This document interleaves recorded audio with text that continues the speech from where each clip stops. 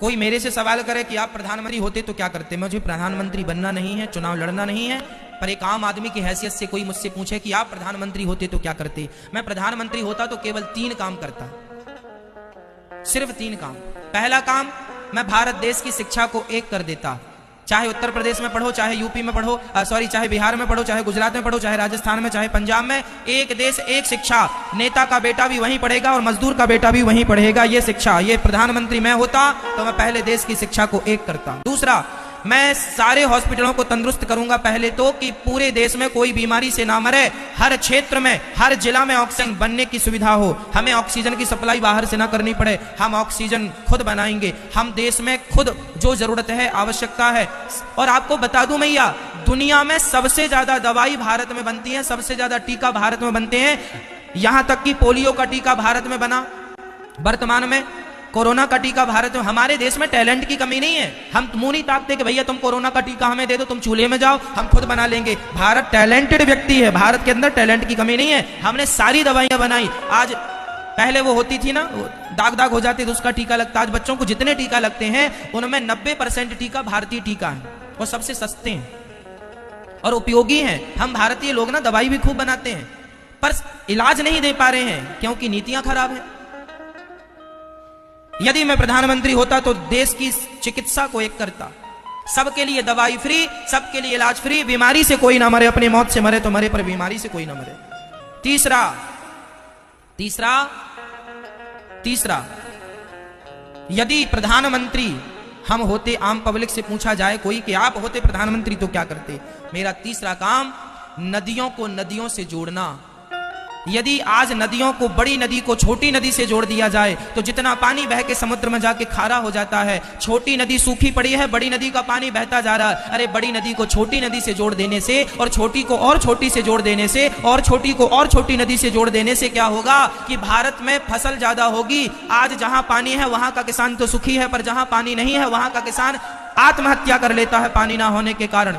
इसलिए यदि नदियों को नदियों से जोड़ दिया जाए तो लाखों किसानों का फायदा होगा, और जो पानी का लेवल नीचे चला गया, पानी का स्तर, वह पानी ऊपर आ जाएगा और पानी की समस्याएं खत्म हो जाएंगी और देश को पानी मिल जाएगा। आज हमारे भारत में बहुत सारे जिला ऐसे हैं जिसमें चेन्नई का नाम सबसे आगे है कि वो सूख गई है, 2000 फीट नीचे भी पानी नहीं है। कल को आपके शहर की बारी है जहां खोदने से पानी नहीं होगा, कल आपके पास पैसा बहुत होगा मेरी माँ, पानी नहीं होगा। आज 20 रुपए लीटर पानी बिकता है और अच्छा पानी 50 रुपए लीटर बिकता है। वो दिन दूर नहीं जब 1000 रुपए लीटर पानी बिकेगा। यदि आज नहीं जागे, नदियों को नदियों से नहीं जोड़ा, पानी नहीं बचाया, तालाबों का संरक्षण नहीं किया, तो वो दिन दूर नहीं जब 1000 रुपए लीटर तुम पानी पियोगे और तुम्हारी औलाद तुम्हें गाली देगी कि हमारे देश के हमारे माँ बाप ने क्या किया, पानी तक नहीं बचाया। आने वाला भारत प्यासा रहेगा यदि आज नहीं जागे तो। इस जल संरक्षण के साथ साथ वृक्षों का संरक्षण, जंगलों का संरक्षण जरूरी है, ताकि हमें, आप बताइए, आपको बहुत पैसा चाहिए या शुद्ध हवा चाहिए? बोलो। कल को आपकी जान पर बन पड़ेगी तो पैसा काम नहीं आएगा। अभी कोरोना काल में सबके पैसे धरे के धरे रह गए, ऑक्सीजन भी नहीं मिली।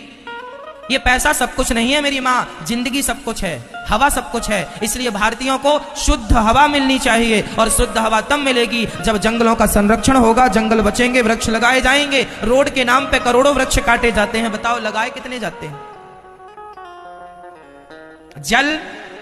जल में वृक्ष भी आ गए, प्रकृति, चिकित्सा और शिक्षा। पहले हमें इनमें काम करना चाहिए, जरूरत है इन चीजों की। बताओ आज देश को इन 3 मुद्दों की जरूरत है कि नहीं? 3 कामों की जरूरत है कि नहीं? पर कोई भी सरकार अपनी सरकार बनाने के लिए इन 3 में से एक भी चीज ऐड नहीं करती। चाहिए ना कि ये चीजें हों, तब देश समृद्धवान बनेगा। आज इन्हीं चीजों पर तो अमेरिका ने काम किया है, तो आज वो संयुक्त राष्ट्र बन के बैठा है। आज इन्हीं चीजों में तो जापान ने काम किया है, तो वह सबसे पावरफुल बन के बैठा है। चाइना हमसे आबादी में बड़ा है, लेकिन फिर भी वो इस काम पे लगा हुआ है, इसलिए आज बहुत पावरफुल, ताकतवर बन के बैठा है। और हम दिनों दिन कमजोर होते जा रहे हैं। किस बात पर? इसी बात पर कि हम लोग ध्यान नहीं दे रहे हैं अपनी शिक्षा पर, अपनी चिकित्सा पर, अपने देश पर। आज भारत में परिवारवाद है, परिवार, ये मेरा बेटा है तो यही नेता बनेगा यही देश चलाएगा, योग्य है तुम चूल्हे में जाओ, तुम योग्य हो तो हो, पर ये बेटा है हमारा इसलिए चलाएगा। भले भले वो बिल्कुल अनपढ़ है, भले उसको काखा गाखा का ज्ञान नहीं है, पर नेता है इसलिए। क्या करोगे अब? चलो हम तो आपको भागवत सुनाए।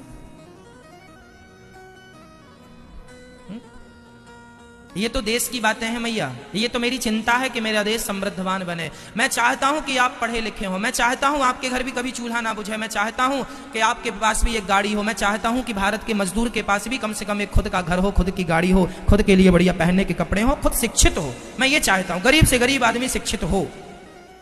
मेरा भारत तब समृद्धवान बनेगा जब 135 करोड़ लोग समृद्धवान बनेंगे। गरीबी बहुत देखी है माँ, बहुत गरीब है मेरा देश। आज भी लोगों के पास खाने को रोटियां नहीं है। कुछ लोगों के यहाँ कुत्ते बिस्किट खा रहे हैं, पर कुछ लोगों के यहाँ बच्चों को खाने को रोटियां नहीं। बहुत दर्द आप लोगों में पता नहीं किस किस ने देखी गरीबी। मैंने बहुत नजदीक से देखी है, मैं बहुत करीब से जानता हूं गरीबी का दर्द क्या होता है। इसलिए मुझे चिंता रहती है कि कब मेरा देश, सबके घर में कब गाड़ी होगी, सबके घर में कब खुद का घर होगा, सबके घर की खुद की छाया, खुद का सब कुछ होगा, सब सुखी हो, समृद्धवान। सर्वे भवन्तु सुखिनः सर्वे